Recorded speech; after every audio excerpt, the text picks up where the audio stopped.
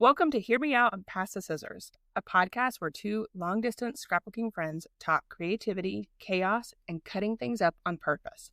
I'm Lisa from Life and Layouts on YouTube. And I'm Nicole from Coley Being. Whether you're scrapbooking at your desk, your kitchen table, or just in your head, grab your scissors and hear us out. Welcome back to Hear Me Out and Pass the Scissors. I'm Lisa. And I'm Nicole, and I have no idea what we're talking about today, so let's go. That's actually perfect because today's episode is all about when a dumpster fire meets a spreadsheet. Oh, God. We're diving into our opposite personalities and creative styles and how that influences our scrapbooking, our content creation, and our friendship. Oh, this is going to be good. So, how accurate is dumpster fire and spreadsheet for describing the two of us? Oh, for sure. Like, to a T. Yes. I know that you take dumpster fire as a compliment, like you use it on your... I feel like if you're a dumpster fire, things are very chaotic. Things are a mess. But I know where those things are. I know when those things are due. I know what's happening. I know every piece of paper that's on fire. Just don't ask me to like display it in a concise way that makes any type of sense. Exactly. So we're talking about all about planning, which is me, and kind of going with the flow, which is you, and how we approach scrapbooking. So the first topic is our scrapbooking styles. Organized, which is me, versus creative chaos. Would you say that's a good title for you? I do sometimes plan, but even that's kind of like just grab a bunch of stuff and hope for the best. So you lean a lot into just your intuition. Mood, yes, In very your- much. Like, yes. I don't start at the same place. I don't finish at the same place. Like, when I told you, I was like, hey, my brain says that this like wheel would be an amazing thing, but I cannot execute that. So could you please take this and put it into, because I need to see it. It's satisfying. That does not work for me. But your level of being able to pre-plan is like chef's kiss. My pre-planning is whatever my starting off point is, I plug in the rest, I pile a bunch of stuff, and it's the pile of stuff is the plan. Yes. So that spread or the wheel that I use, which I haven't been using it a lot, but the layout that I showed you earlier today was on the wheel. Yeah. And it was just like, I want to go in my room and scrapbook, but I don't know what I want to work on. So I feel like the wheel is a way for somebody like you who's like got this spreadsheet of stuff that's already planned out, down to the sketch, down to which photo goes in which spot on the sketch, the modification of that photo. Like, and I get it because I used to do it when I would send photos out too. But I feel like the wheel gives just a little bit of like a little tiny trash can on fire being like, I know you're not in the mood to do this, but here we go. Yes. So let's talk about what your typical like layout session looks like for each of us. So when you sit down to work on a layout, what does it look like? I don't even know how to explain this. Not giving me any prep was... Do you want me to go first? Would it be easier if I go first?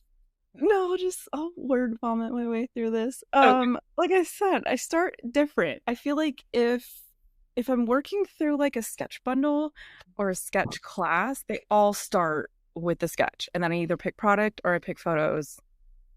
And then the opposite gets pulled, you know? I feel like right now I'm in this weird place where sometimes I'm being told, okay, you have to use this collection, which then means I go pick photos first, and then I have to try to find a plan for those two things. So either do something on my own, find a sketch, something.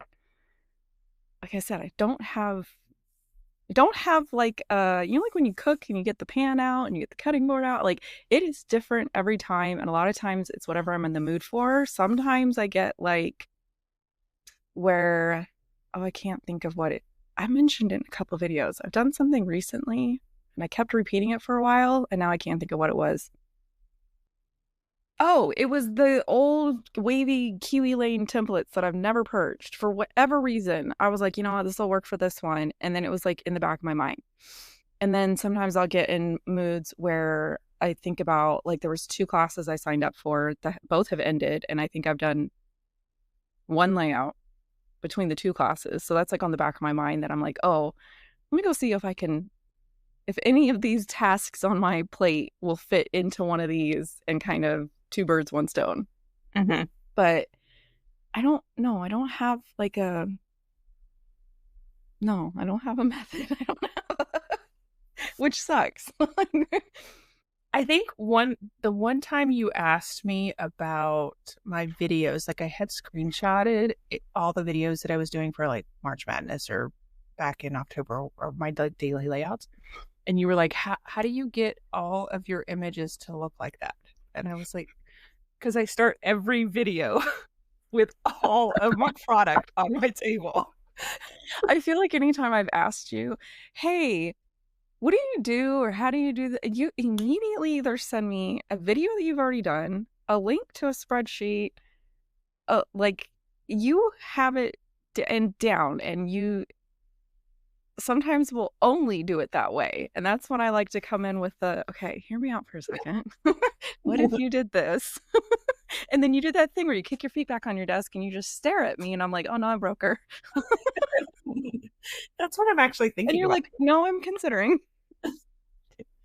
I feel like my personality, and even with like my work and stuff, it's always been, I have to have a plan. I have to figure out how to do something. And then once I figure that out, that is how it's done forever and ever. I mean, don't get me wrong. Like meal planning, layout planning, like if things are pre-planned, it definitely goes smoother for me. But sometimes just the slog of having to sit down and do a planning session is enough to be like, okay, frozen pizza it is. Like, we're gonna I need to cut a quarter somewhere. I agree. There with meal planning, I hate that. I hate having to think about like what to cook. And I think that's why I like either sitting in a sketch bundle or sitting in a class. And normally I would, like those 2 classes that I said I had signed up for, normally I would like get my way through them. I think just with the year that I'm having and being on design teams and stuff, like I try not to mesh too many different things together because, you know, you're trying to do a job or you're trying to show off product versus a technique, if that makes sense. mm-hmm. So sometimes it just comes down to time. I need that 8th day. I think we would all need that. I do feel like for my scrapbooking, it is very planned out. And I feel like you're like regimented. Like it is set in your routine. I think you wake up thinking about what you're going to do. Mm-hmm. Yeah. Like you don't go to bed until it's finished. Mm-hmm. You don't start the next one until you put things away. Yes. I just push it to the side, pull the next thing in. So that was actually the next question was, how does your workspace reflect your style? I mean, it's pretty rough right now. Thank God you can't see the floor. I think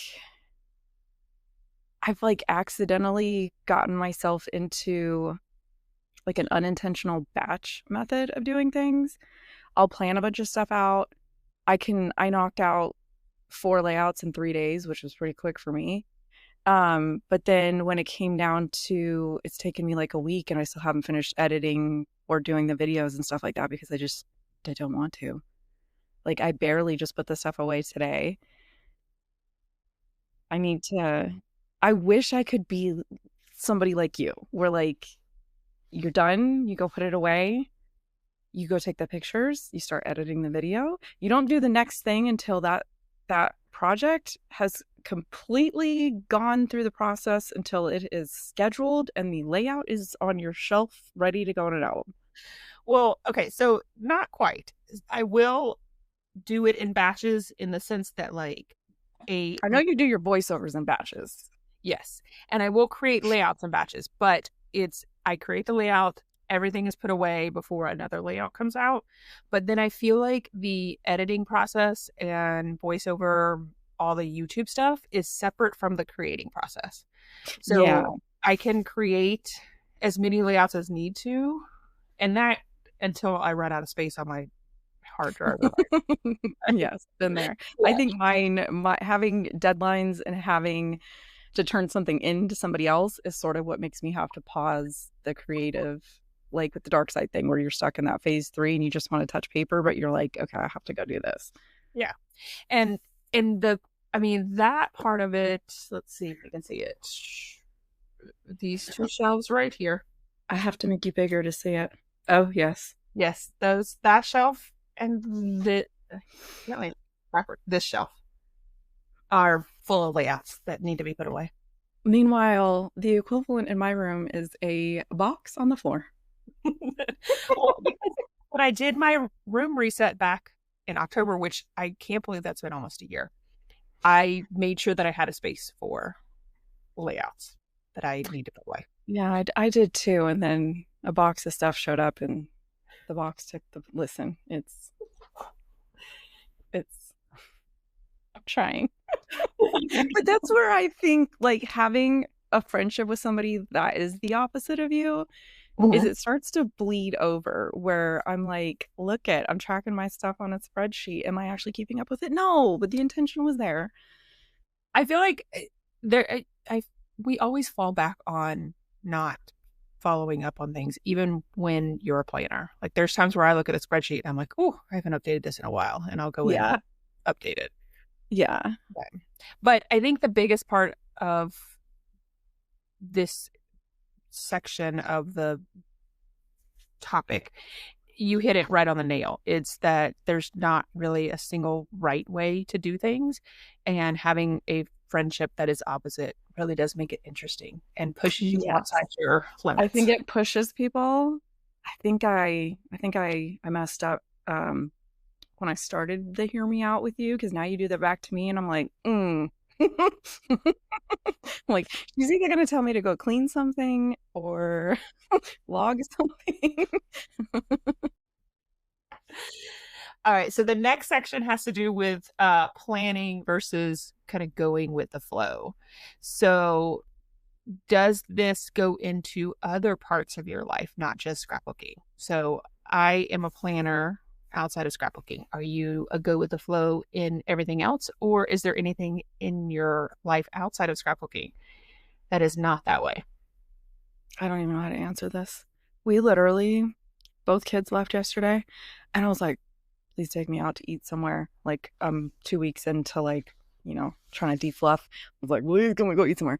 This man likes to not tell me where we're going because he does not respect the fact that if we're going somewhere that I've been before, I want to think about the menu that I know. And if we're going somewhere new, I want to look up the menu. So I don't know how you would classify that, but I don't know. Like, with kid stuff, I like knowing a couple days in advance what's going on. We're just not the type of people that sit around and go, you want to get up and go do this right now? No. Yeah.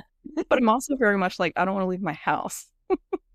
Yeah, I am very much that way as well. I have carved out, I don't know what I'm going to do when school starts. I have carved out like a pretty solid routine, like Monday through Friday, where I come up here for a set amount of time, get as much as I can done. A couple days a week, I come up here at night because of you. Normally I would not be working at night. Normally I'd be scrolling or reading or something, which I think that has upped my, not workload. What's the word I'm thinking of? Output? Your project. Yes. So again, that's where like the other type of personality comes, because half the time it's like, do I really want to work on something? No. But do I want to sit around and talk to you? Yeah. And I'm like, okay, I'll be up there. Yeah. Even if this means I'm putting stuff away. Yeah. Which is also needed. But you tell me every time too. Yeah.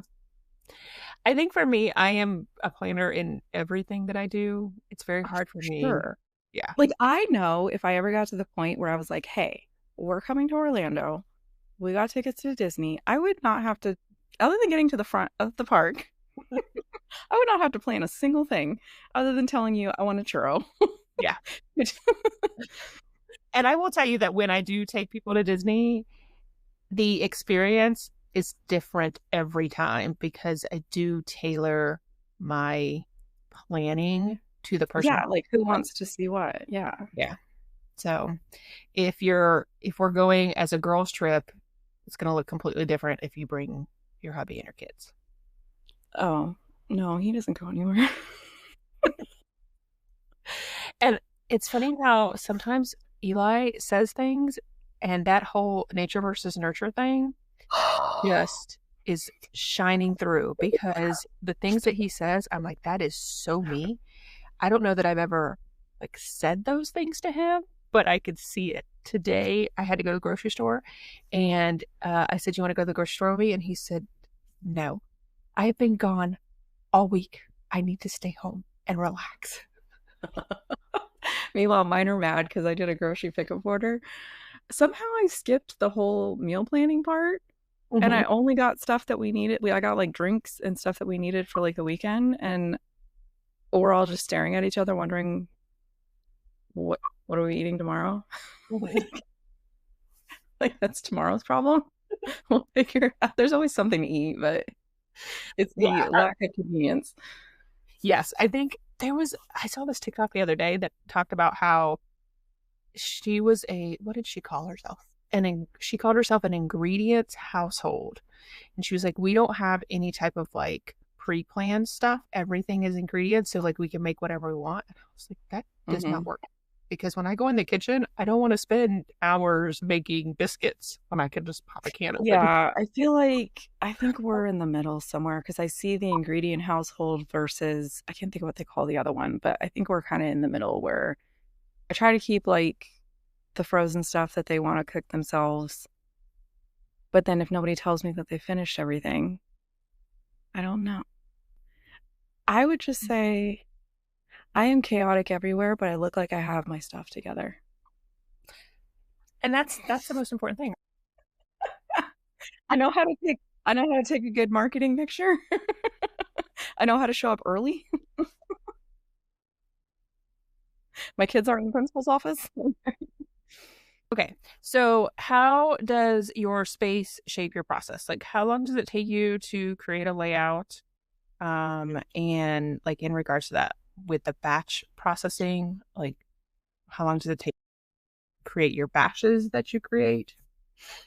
I mean, not having a system means every layout is a different length of time. If I stitch or decide that the too much jean is going to hit hard, it takes a while. But definitely the cleaner my room.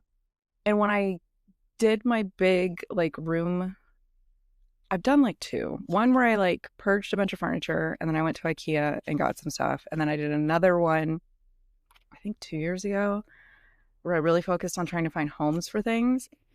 I feel like there's almost like a maturing that you do the more that you craft, and you have to just kind of understand your process. And I am somebody that likes to stack things.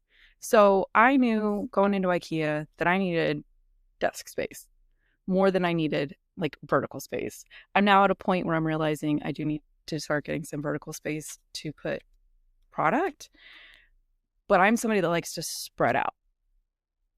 So the cleaner my room, the earlier in that batch process, the quicker I can work, the more likely I am to put things away. The closer to a deadline, deeper into multiple, sometimes I work on stuff 3 or 4 at a time, especially where I'll get stuff to the point of stitching or to the point of journaling and kind of batch that out. If there's stuff everywhere, just imagine it's midnight and there's 17 raccoons in a dumpster. That's what's happening because I'm like, I don't care if my room's a mess. I care that somebody's waiting on something for me and I will turn it in on time. My room can wait. Yeah. And I do have that feeling as well. Like I am a pile person as well. And I feel like that's an ADHD thing. Like there's been these tools or tips or tricks that people have said a person with ADHD, like do try these things. And some of them work well and some of them not so much. But you've been diagnosed, right? Yes. Because I don't want to know. I feel like I needed to know because I wanted to be that it goes back to You wanted to research it and plan around it, and figure out a way to figure out my brain is what I wanted. mhm. So I wanted to be able to say this is the type of ADHD I have and how can I make it work for I me. have heard that women and women who enjoy creative hobbies are more likely to have ADHD. But Mhm. I don't want to know if I have it. It's not it's not another fire I need. I think that goes back to our personality styles as well.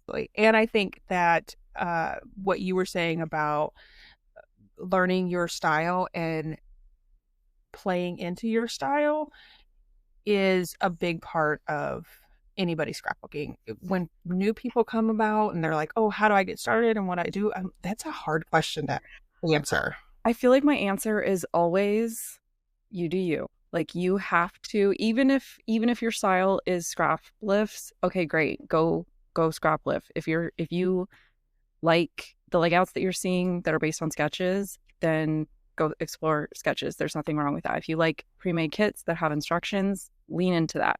I feel like there's so many. It's kind of like cuisine. Like you got to find what you like. It's okay to only like that thing. Mhm. Lean into it and save your money by only leaning into that instead of leaning into everything because everybody else is telling you what they like. And it's like, no, you got to like what you like. It's okay. I think, like for me, I am not a mixed media person. I don't like that look on my layout. Yeah, I feel like I love watching them. I love watching like the videos of people doing it. I don't I'm a kid as a kid. Um, that would put me in a straight spasm is if I got my feet wet or my feet dirty Mhm. or my hands dirty, I was done. Even as an adult, my husband made me cross a river and I had to take my socks and shoes off. And then I was just all I could think about was the fact that when I got to the other side, my feet were going to be wet and they were going to be dirty. And I couldn't, I just sat in the woods and cried. I think that that makes me think of another question for you. Oh, God. Do you wear, do you wear shoes all the time? Do you currently have shoes on? No, I have socks on. We don't wear shoes in the house. I do have like slip-on sandal things because we have the dog gets distracted, so he needs an escort when we take him out. Um, I bare feet on concrete is enough to make me shiver. Like if I'm swimming, it's one thing, but like you will not catch me in natural water. Mm-hmm. Mm-mm, No. mm-mm. So I am a barefoot person all the time. And I feel like that doesn't match us. I feel like me being as chaotic of a mess, you would think that I would be barefoot everywhere and I sleep in socks. Like I can't do it. Well, I know where mine comes from is because it's funny that the what I saw with my nephews and then what I saw with us. Growing up as kids, we never wore socks or shoes. It wasn't until we were like required to wear socks and shoes. So the first like 3 years of my life, no socks or shoes. And when we went to pre-K for the very first time and had to wear shoes, both my sister and I threw the biggest fit because we didn't want to wear shoes. So then when my mom was caring for my nephews, she put them in shoes like the day they. She didn't want to fight that. So now when Eli came to live with me, he would walk around the house with shoes on, and I'm like, no, no, take your shoes off. And he's like, but I need my shoes. Like, Okay, but don't laugh because I feel like the other sometimes I will be barefoot in my own house because like I know where my house has been. But if I'm doing like a room cleaning and I'm filming and I know I'm getting to the point where a couple ladies have told me that they really like to watch me vacuum. So like, I'll give them what they want type of thing. I will go downstairs and put socks on before I vacuum because there's weird people on the internet and nobody's getting my feet for free. Like these are the things that I've learned about the internet is put socks on before you film your feet. So when I saw you were doing a layout video and you walked across the living room and you were barefoot, I was like, for free? That's what I was gonna say. I'll have to go back and watch my videos because I don't know if my feet were in them. I don't think I've ever, maybe in some Disney photos you've posted when you were wearing sneakers, I was like, she has to be wearing socks. But I'm like, I don't think I've ever seen you wearing socks. Mm-mm. No, yeah. So I own one pair of sneakers, and that is to wear to Disney, and that is it. I don't like wear them anywhere else. Like maybe we go out in the woods somewhere, but that's very rare. So one pair of sneakers and probably, I don't know, 6 pair of flip-flops. And they're not like the cheap flip-flops either. Like I have Skechers and I have a pair of Nike flip-flops. Like they're because I know that I'm going to wear them all the time, so I do invest. And if you're walking parks in them and stuff. So if I'm going for a couple hours, like I know that I'm not going to be there long, I'll wear flip-flops to Disney as well. Yeah. I see. This is the stuff that I'm like when you're like, I want to do a podcast, and I was like, we talk about some weird stuff. Like what? What's gonna make the cut? And you're like, I don't know. No, man. There's been many a night where we've 180 from like, let's talk about the industry to, did you see that post from someone? But I think that this type of stuff, even with the barefoot and wearing socks all the time, is also goes into our personality and can be brought back around to scrapbooking. I don't know how. Because it plays into like who we are and like. But that's the thing is I feel like when you see a finished, edited, brightly lit, watermarked photo of my beautiful layout, you are not seeing the fact that I probably wasn't wearing a bra. My room was a mess.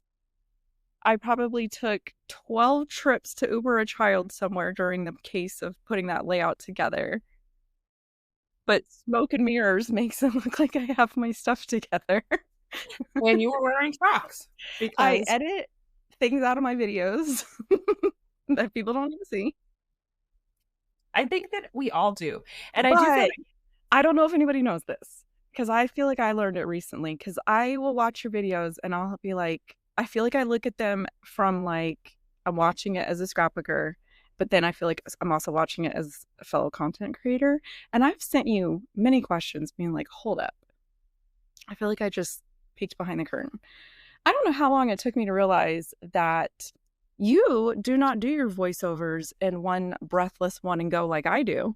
You like plan what you're going to say, you think about it, you pause. If you fluff, you cut that out. And I'm just over here like raw dogging it, like, hey, here you go. Enjoy.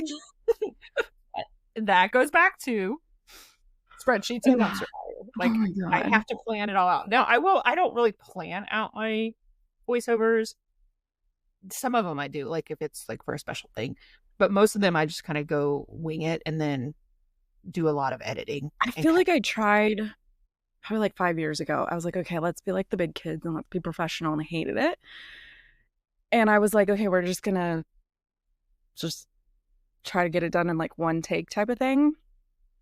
I think maybe 20 times I've had to stop because I just got to the point where I was like, I'm not in the mood to do this. This needs to be redone or cut or something. But I noticed back then when I shifted to a more casual type of voiceover, my views went up, my engagement went up. So I must have been hitting something with people. Mm-hmm. But I feel like I watch so many different content creators and they all do everything different. And I think that's what keeps people going back to them. Because I feel like you're over here like listing the product and all this stuff. And I'm like halfway through before I'm like, oh, hey, I cut paper. Let's talk about it for a second. Well, then there's times where like the month in review for July, and I didn't mention you at all. Like after I recorded it, after it was up, I was like, I don't know that I mentioned Nicole. I really don't. But it was like 5 or 6 videos with your wheel, my wheel, our wheel. I messaged you out in the backyard with the dog and I was like, hey, do you reuse that intro? Because how does it sound so perfect every time? And you were like, yes.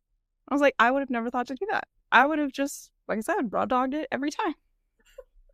Which it's funny that I do that for the wheel, but I don't do it for my outro, which is the exact same thing every time. I was gonna say, because for a while there, I thought you had your outro like pre-recorded, but then it was like just a touch different. And I was like, nope. I think she's cutting. I think she's coming back with like a new breath, and Mhm. she's doing that part. Yes. That last breath is done, or It's that rare when I can tell, like now that I know you cut your audio a lot, now I can tell where I'm like, hey, what was different about this one? Because I messaged you about that before, and you were like, what do you give me something more specific? And it was literally something like, oh, I did it in the morning when I was like not in a bad mood, or I did it at night after I had done 5 and I was over it. well, there's that one video too. I don't remember which video it was, but it was a video. Oh, it had to have been creating collections because at the very end, I realized I didn't say anything about you. And so I was It's like, I'll just, fine. yeah. But I was like, I'll just record it at the end and then I'll just cut it from the end and put it at the beginning. So after I did my whole My little video, face is on the intro card. It's fine.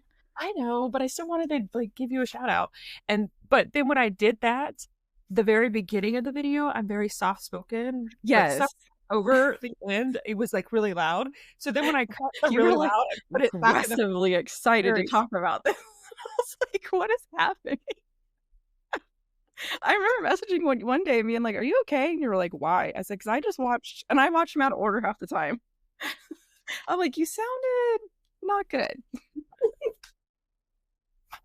And I don't know that a regular viewer would pick up on stuff like that. probably not. And that I think sometimes when I'm recording my videos, I'm like, I feel like I have said this in every video that I But have you done. never know if that's the video that somebody is the first time that they're seeing you. That's like one of my favorite things on TikTok is when you go in the comments and they're like, mind you, this is my first time meeting you. And there's something chaotic happening. I always think in the back of my mind, okay, is somebody has just found me. How do I explain myself? So what questions do you get often Oh, it's that all the you stuff feel I like can't answer because I'm so chaotic. It's how do you pick pattern paper? Well, I pull 20 and I use 2. I I like what I like. And like I said, it kind of depends on either the starting point of a layout or the motivation for a layout. So like sometimes it'll be like I have one in here that I just need that 8th day to get to where like I know it's going to be a stash dive. I know it's going to be I did too much, but the end result will be chef's kiss. I just have to get to it. Mhm. And it's one of those things that like I can see it in my head. I can't explain that to somebody. I've explained it to you and you're like, "What do you mean you can see it in your head? It's dark." And I'm like, "No, it's not dark." So I get asked a lot like, "How do I pick paper? How do I build clusters?" Which I feel like for like 10 years I've been diehard like not anti, but like you know how you hear the traditional 3 cluster thing. This just never been my thing. I feel like I always start out thinking like, okay, there's 3 clusters on the sketch. Somebody else has already done the design work for me. Halfway through the layout, I can't find the sketch anymore, and I've already jumped to what my brain wants to do. Right. And that might be 7 clusters. Mm-hmm. That might be one giant scene. Like I go with what I like, and it's really hard for me to explain that Mm-hmm. in my rambling voiceover, but I do try. I Yeah. try. I feel like the questions I get all the time are, what font do I use? Which I I feel have like a I whole say, video on that because that one came up a lot too. yeah. I feel like I say it, I don't know, every other video is the font that I use, but the video I don't say it on, I get the I've question. almost answered comments for you because I'm pretty sure it's throwing my hands in the air because I told you about that one and I recognize that one a lot. um, and I feel like I see the same questions pop up on like your comments too. But you're good because I feel like you have a video response to almost every single thing that you get asked. And I know you keep beating me up about making one for the printer. I'll get there. I'll get there.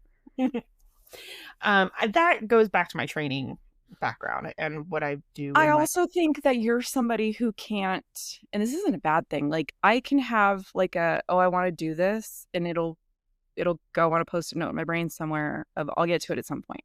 You don't have the, I'll get to it at some point. You have, it's like here, it's on the front. And you're like, I cannot move on until this is gone. And I'm like, well, why did you put it in the front? Put that thing in the back and get to it. We can get to it. Because there's nothing back there. That's the point, is that Because you're like a train. You're just like, go, go, go, go. You literally said the other day something about another 30-day whatever. And I was like, I can't talk to you right now. Because, oh, it's downstairs. You made me sign up for that daily thing that's going to hit at the end of the month. And I'm like, why? How did I get here? I don't have time for this. And you're like, but daily content. And I'm like, I don't do daily content. but it's going to boost your algorithm. But they're going to be little videos. That's fine. Like shorts. Because I can't, that's the thing is I can get behind editing a layout video. I think I've done it for so long. I don't know why. Trying to edit a card making video. It's hard. And I don't understand why. Well, it is a totally different type of content. Yeah, but the editing should be the same. No? No. I feel like those ones are the ones that I'm like, I don't know what to say. Yeah. I don't think that cards are like my forte, so I wouldn't know what to say on them either. Like, I don't do like technique type stuff. I'm over here just die cutting because it makes my brain quiet. I glue 1,000 pieces together because it makes my brain quiet. Which, I mean, that's like, I can diagnose you right now. I don't need that kind of drama. I don't need another raccoon in the dumpster. It's fine. So, where did you start with scrapbooking? Like, have you always had a scrapbook room? Did you start at the dining room table? I would say about the time I started shopping. Yeah, we had bought our first house. It was a 3-bedroom house. We didn't have kids. So one was a guest room, one had some folding tables and my stuff in it. We moved to another house, again, spare bedroom. I actually started making stuff. When we moved to a rental and we were getting ready to have kids, I had 1 bedroom till we had our first kid. And then I moved my stuff out to the formal dining room because who's out here using a formal dining room? Like we eat. Where's the TV tray? Like, and I was out in the open for a long time, and I just kind of used like cabinets and tried to keep stuff like up out of the way. But it was one of those things where I could go do something for like 5-10 minutes while toddlers are running around tearing your house apart, and then if they would go take a nap, I had like an hour, and that was when I started filming. So that was weird too, because I was like, I don't want to film while anybody's around because this is weird.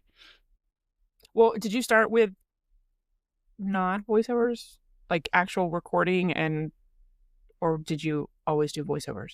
Oh, I always did voiceovers. I don't remember. I think I started in like 2013. Ooh. God. So long ago. They're so bad. Nobody go back there. Nobody do that thing where you go to somebody's channel and you reverse the order of their videos. Don't do that. It's embarrassing. I don't remember anybody at the time really working in what I would call real time, where they were kind of putting it together and talking at the same time they were filming. I feel like everything that I kind of learned off of was remove the audio, speed it up, come back in and explain your process. And that was kind of how I learned, was watching other people. Uh-huh. I don't know that I was ever, and I'm a very indecisive person. So I can't sit there for 20 minutes because if it's going to take me 20 minutes to pick paper, nobody needs to watch me talk to myself for 20 minutes trying to decide on paper. I think for me, I started off in my like dining room area. Well, I started in college, so everything was in a scrap organizer, and I didn't scrap at home at all. Like I scrapped only. Wasn't it I feel like you told me didn't your husband like push you to have like a dedicated space? Yeah, well, that was so when I started in 2004, I was in just doing crops, didn't scrap at home. We then when we moved into the house with my husband, I got my first like scrap space, and it was flat, half guest room, half scrap space. And it just kind of grew from there. My Kevin wasn't my husband, he was just next. He's the one that encouraged the videoing and starting my YouTube channel. But that was 10 years into scrapbooking. So I had a dedicated space. I feel like I don't know that I've watched your first videos. I might have to do that soon because I'm running out of stuff to watch. Guaranteed, little baby spreadsheet Lisa did not make her first video without extensive research, probably a script. Like, I learned as I went. Mm-hmm. It was rough.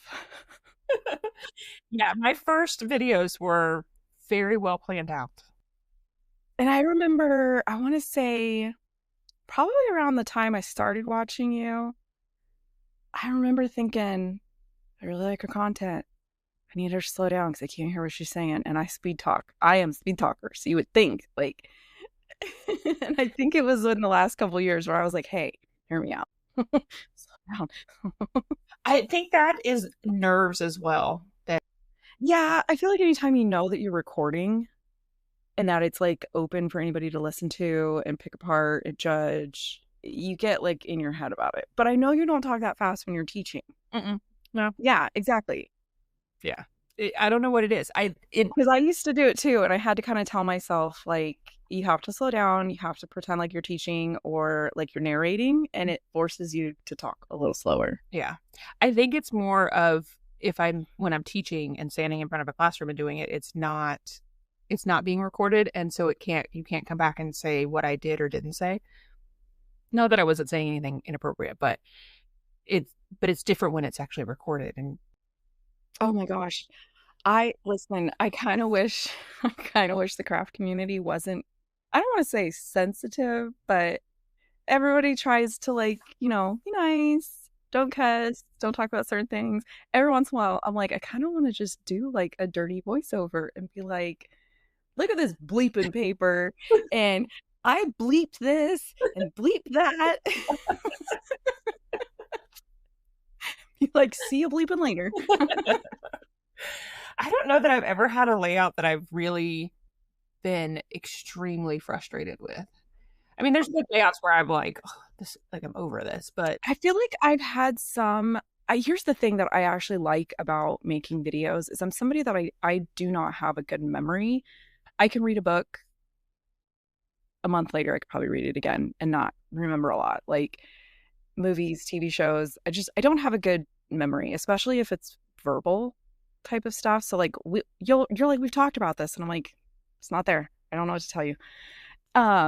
There's like layouts that I can remember making. I could tell you what I was watching. I could tell you what was going on in my personal life at the same time, because it's like you sit with it for so long while you make it, and then you sit with it while you're editing it, and then you sit with it while you're sharing it and stuff. My favorite are the ones where I spell something wrong and use liquid glue. Those are my favorite. Which again is why I tend to, like, I'll send pictures of stuff when I finish it to like you or a couple other friends, and I'm like, if there's a typo, they will let me know, or I take the good photos. And my favorite is when you go to edit it and you watch yourself do it, and you're just like, why are you doing that? Mm-hmm. I think for me, the one thing that I hate the most is using the journaling strips and putting them in the wrong order. Done that multiple times. I don't think I don't put them in the wrong order, but I typically have a typo, and it's only because I prefer the sheet version, and there's no spell check in sheets. So sometimes I'll type it up in docs and like copy it over. Yeah, that's what I usually do, is type it in docs. But there's been times too where I have cut and paste from docs over to the spreadsheet, because you have to do it line by line. Mm-hmm. And I have not like cut the entire word, or so come in and misspelled that way as well. At least with the journaling strip, when you have to go fix a typo, you only have to do one line. Yes. So sometimes I'll have like a pile of stuff that either needs a date real quick, and I'm like, let's just use the journaling strip, or something spelled wrong. Mm-hmm. So I keep like a list of when I get the comment that says like, hey, you spelled this wrong on your journaling. And I'm like, who's zooming in on my journaling? I appreciate it. But then it goes back to why I put socks on before I go vacuum my floor, because people are zooming in and judging. I think the typo girls are there for my benefit. Yeah. I also feel like they point out your typos because you have said in your videos to let me know. Yeah, and I've always had an issue of typically I forget a word, and it's because I think I think faster than I can type, and I can type pretty fast. Yeah. So it doesn't help. So a lot of times, and it's always like the negative word. So if you're supposed to say like we did not get on the train, I will leave the not out. Mm-hmm. And it doesn't make any sense. The last one, my year had 5 digits in it. They were all 2s. It was fine. I fixed it.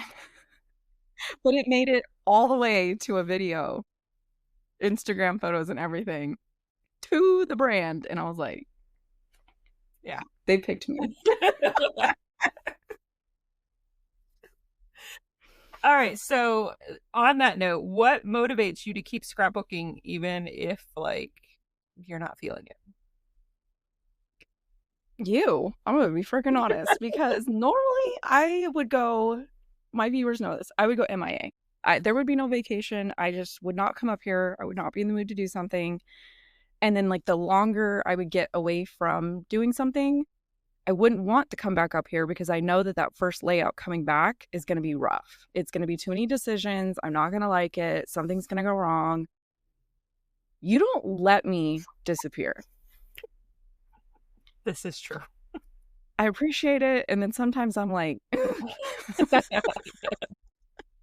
so sometimes it's me just cleaning or die cutting or editing or sitting here talking while you scrapbook, but I'm up here. And typically it's getting up here that gets me like going. But then deadlines also keep me going, which is one reason that I like teams, as long as they're a good fit. Mm-hmm.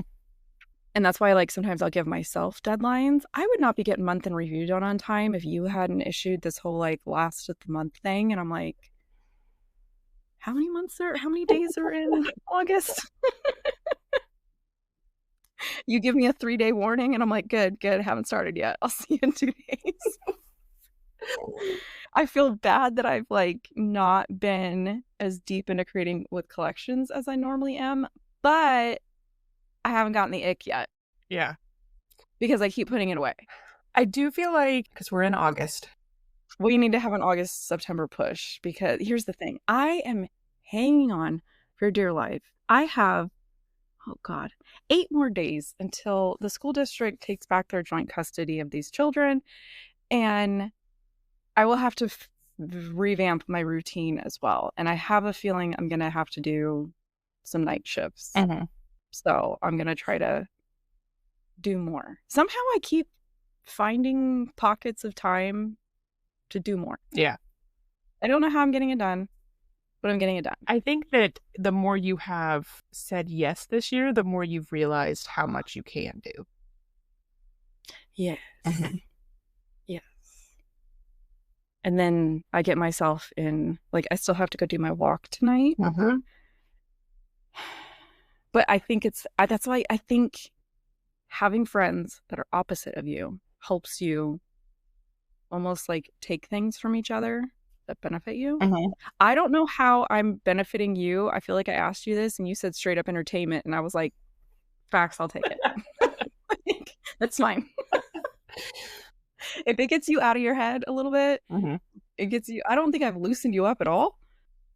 No, I think so. For me, what keeps me motivated is that like when I wasn't scrapbooking and I wasn't posting on YouTube, so that like year break that I took, I had a lot going on, like Eli moving. Yeah, that was huge. But there was also other like emotional stuff that I had to deal with during that time as well. And not being in my scrapbook room was a way to avoid like dealing with all of that stuff. So yeah, because I feel like especially when it's like pictures, it's like in your face. Mm-hmm. You can't get away from it. You can't not think about it. Yeah.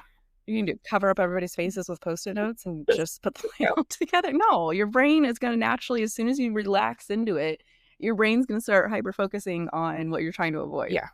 And so taking that break gave me the opportunity to create new memories that I could then scrapbook.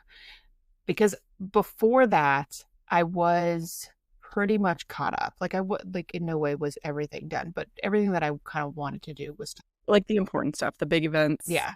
And I was even scrapbooking for other people. But it so having him move in gave me that opportunity to create those memories. But for me, getting in here is I don't want to get back into that rut that I was in during that year as well, because I don't want to. I feel like for you especially, like I have too many hobbies and you just go hard on one. And when you don't do it, I think you get in your head that you're like somehow letting yourself down and you don't allow yourself to just be like, my brain and my mental state needs to be here. You want it over here because that makes you feel better. But if you're not ready to be over there, then you have to just feel the feels until you're there. But I think it's a way for you to take care of yourself. Like you're in there, you're doing what you want to do, how you want to do it, the way you've planned out doing it. Eli knows where to find you. Like that's your like happy place. Yeah. It definitely gives me the ability to control things when I can't control everything else. I think that's part of your spreadsheet thing is having control over it. And I see the benefit of it because when I start feeling like overwhelmed with like disorganized photos and stuff, I know enough to be like, okay, this is an issue. You have to fix it, but I cannot just sit here and do like a week-long death march to get myself there. Yeah. And my planning does come with going to monthly crops. Yeah, because you've said that that's like you don't work on layouts. You go work on planning and you socialize and you don't have to take your filming setup and stuff like that. Yeah. And so in the summertime, I don't go as often because it's just summer and there's just so much going on. But like next month I'll go, and it is a time where I'm able to probably knock out like at least 10 layouts that I can plan on the spreadsheet, get the photos. But I think that goes to your level of planning, which I feel like I used to do that more when I was using kits and I was printing out of my house. I kind of needed to know this goes here, this goes here. I want this exact photo here. Printing at home and doing whatever the mood calls for is the only thing that makes sense to me. So my level of planning is usually a due date, a brand, a challenge, a sketch, something. Some sort of combination of let me grab this collection with this sketch or this class with this stash dive. That's the extent of my planning. Yeah. And but I will tell you that since I bought the printer that the boyfriend, I have been printing at home more, which has been nice. You have to admit, when you mess up a photo and you're like, I don't want to wait 4 days for Walgreens or whatever, like you just turn around and you're like, I'm coming for you. Well, the photo, Eli already took the trash out. The photo that I worked on today, the layout, I had printed it before. It was already planned. It was a layout that I had planned for a while. But it was when I first started doing my Canva templates and the collages. And I was looking at it and I was like, these white borders are huge. So I reprinted that photo, made the white border smaller, and like you can see more of the photos because there are 11 photos on. I'm telling you, it saves me. There are, like, going back to the bad memory thing, there are people that are ingrained in my brain that have left me comments on videos that point out things like typos, or this one lady left me a comment. She said, every time you go to put adhesive on the back of your photos, I'm cringing because you're doing it over the other photos. And I'm like, yeah, 50-50 on if I'm going to ruin that photo. But guess what? I got a printer right behind me. And I do it every time. At least one in probably every 3 or 4 layouts. I mess up a photo, print it wrong, dreamed too big, it needs to be smaller, something. If I had to wait for it, I would not finish that layout. I do think that before the cost of printing photos at home Mhm. seem cost efficient. Yeah, my tipping point, I still have it. I threw it in the closet because I got mad at it. I have the Epson Picture 400 that everybody swears by. Years ago when I was debating between that one and the selfie one, I think it was Carrie Bradford on her blog. She compared the two of them, and that one just made more sense to me. I didn't love the fact that the refill, all four colors are locked together. And even 4 or 5 years ago, it was $33 for a refill, and you got 100 to 110 prints from it. So you're looking $45 to $50 to print 100 pictures. This thing I fill up maybe once a year, and all four colors are maybe $35. Mhm. Like I'm not like a quality snob. Print's good enough for me. I use the basic photo paper. It's good enough for me. I'm the only one looking at my albums. They're not going to go to anybody else. When I'm old, they're going to go in a dumpster. It's okay.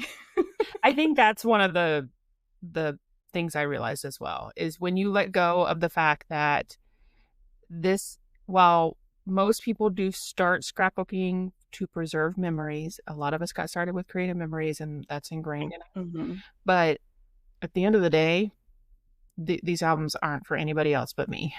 Yeah, I enjoy the process. I don't really shop. I'm not out here buying shoes and purses. We don't really travel. Like, this is what I spend my time and my money on because I like doing it. Yeah. And I feel like once you are in this hobby for a while and you start to accumulate the amount of albums and layouts that we have accumulated, it just doesn't matter anymore. Mm-hmm. Like those stories, they're told and that's great. And Mm-hmm. but, That's like if somebody says, well, oh, is it acid free? I'm like, I have no idea. I don't. and I don't care. No. I had fun cutting paper, putting it together. I filmed it. I showed it to you. I hope you had fun watching me watch it. If it rots in 100 years, guess who will not be here? And I am sure that the people that are looking at it will not care. So, and that's also given me the freedom to document crappy photos. Like one of the layouts that I just recently did, the photos were crappy, but the story behind it was really good. And I think I left you a comment on the July month in review. I was like, she gets it. She finally has drunk the month in review Kool-Aid, where I'm like, don't be wasting your time feeling like you have to do layouts for all these one-off photos. No, shove them together. They're done. yes. You can big check box in your brain. Mm-hmm. Feels so good. And I move on and do the ones that are important to you. And I think too, when I first started month in review, I looked back on that layout and I think I had like 7 photos on that layout in January of this year. Mm-hmm. Now you're squeezing. There was 18 stories and 22 photos on that. And I feel like I feel like I talked to you about this like a year ago and you were like, it's not really my thing. Mm-hmm. And then you kind of started leaning. Yeah. And I was like, just try it. It's a good dumping place. And there's nothing that says you can't go back and do a dedicated layout if you change your mind later. Mm-hmm. Yeah. Well, the one in July, I did the selfie that I took from our family photo. Mm-hmm. And then I just did the actual family photo session. So while it's 2 different things, like obviously the photo I took wasn't as great as the ones she took, but it still is documenting the same topic. Mm-hmm. So I was proud of you. I was like, she gets it. She gets it. I finally get it. I finally do. All right. So I think that we have covered everything that I wanted to cover in regards to it. Is there anything that you can think of that we need to talk about in regards to dumpster fire? I was gonna say I already forgot the topic. Differences, yin yang. I don't know. Listen, I'm here for. I put side piece in the thing. I'm just here for. That's my side job. All right. So I want to thank everybody for joining us today and one more episode down, which is super exciting. So we will catch you on the next one when we want you to hear us out. Do I have to say anything or can I just be like, bye?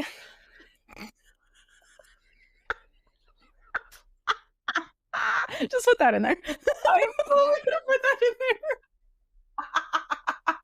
You know I'm not here for any sort of seriousness. Oh my goodness. You wanted to do a podcast. I was dumb enough to say yes. Well, Thanks for hanging out with us. If you like this episode, make sure you follow the show so you don't miss what's coming next. We're so glad you joined us today, whether you were gluing, cutting, or just avoiding your photo backlog. Until next time, Pass the scissors.